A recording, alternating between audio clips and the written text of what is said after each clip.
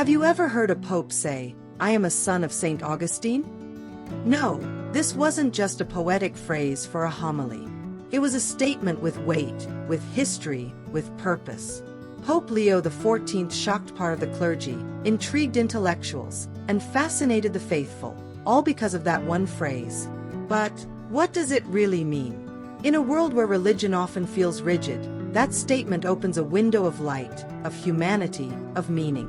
Because it's not about bloodline, but spiritual inheritance. And let's be honest, how many times have you felt that today's faith lacks depth?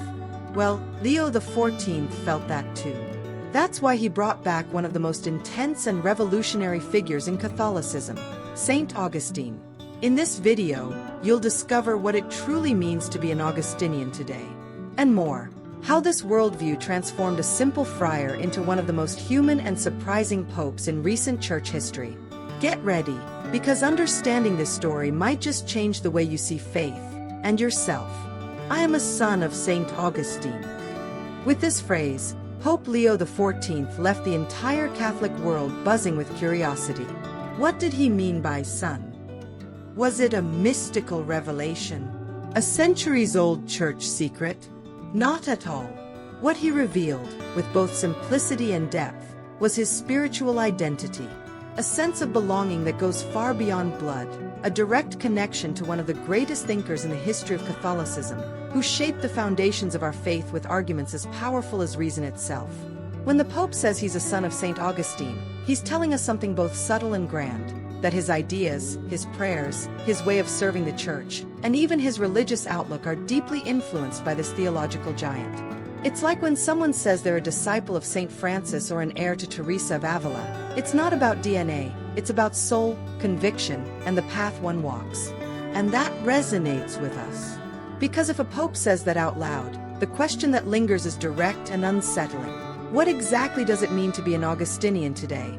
Actually, what is it about Saint Augustine's life that still shapes a global spiritual leader?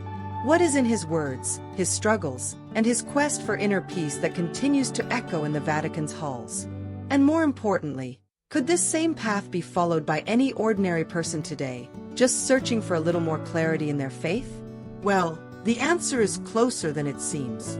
And perhaps, within that answer lies a key that changes everything. Saint Augustine didn't start out a saint. In fact, if you think your life needs to be perfect to have a place in the church, you need to hear this story. Augustine was a restless, passionate young man, searching for answers in pleasures, in books, and in worldly philosophies. It was only after much pain, silence, and deep confrontation with his own soul that he found peace in God. His conversion, told in the Confessions, isn't just moving, it's a mirror in which we see ourselves, full of errors, doubts, and thirst for meaning. Augustinian spirituality is born from exactly that, a restless heart that discovers the truth isn't outside, but within. Augustine taught that anyone who wants to find God must look inward, with honesty and courage. That might sound abstract, but in practice, it means carving out moments of silence, escaping constant distraction, and diving into our inner world, something as revolutionary today as it was in the 4th century. Anyone who lives this, even without realizing it, is living Catholicism in a profound way.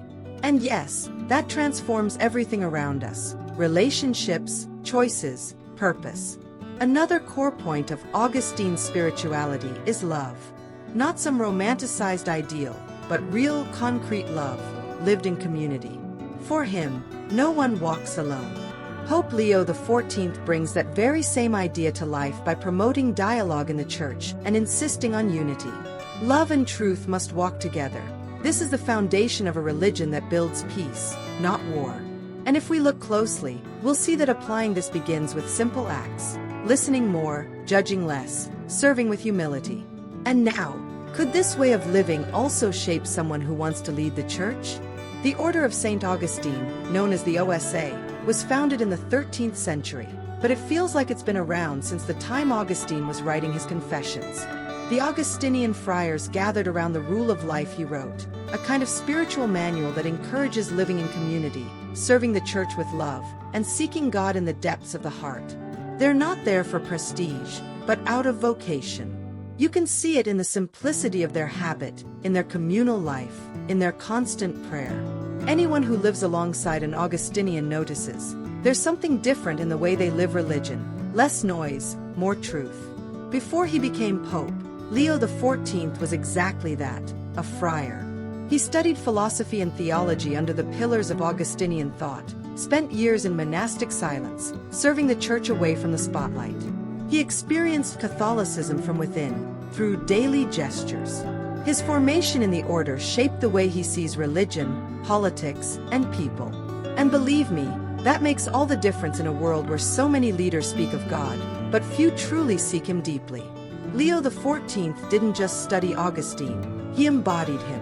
One of the most powerful passages from Augustine's rule says, "Before all else, love God, and then your neighbor, for these are the main commandments." It sounds simple, but living that out requires sacrifice, listening, and surrender. That's precisely the logic guiding Leo XIV's decisions. He puts peace above vanity, mercy above rigidity, and community above ego. And perhaps that's why so many people identified with him from his very first speech as Pope. But how does all this spirituality translate into real actions as the Church's highest leader? When Pope Leo XIV speaks of mercy, it's not a catchphrase, it's theology lived. The influence of Saint Augustine is in every word he chooses, in every gesture he makes.